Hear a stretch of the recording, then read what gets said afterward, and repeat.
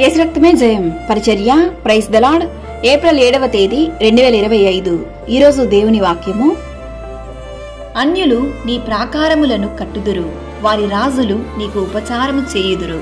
ఎలయనగా నేను కోపపడి నిన్ను కొట్టితిని గాని కటాక్షించి నీ మీద జాలిపడుచున్నాను. యెషయా గ్రంథం 60వ అధ్యాయం 10వ వాక్యము.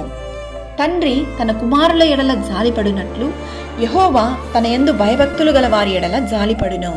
నీ సహాయము చేత నేను సైన్యములను జయింతును. నా దేవుని సహాయము వలన నేను ప్రాకారములను దాటుదును. నిన్ను బాధించిన వారి సంతానపు వారు నీ ఎదుటకు వచ్చి సాగిలపడెదరు. నిన్ను తృణీకరించిన వారందరూ వచ్చి నీ పాదముల మీద పడెదరు. నిన్ను శాశ్వత శోభాతిశయముగాను బహుతరములకు సంతోష కారణముగాను చేసేదను.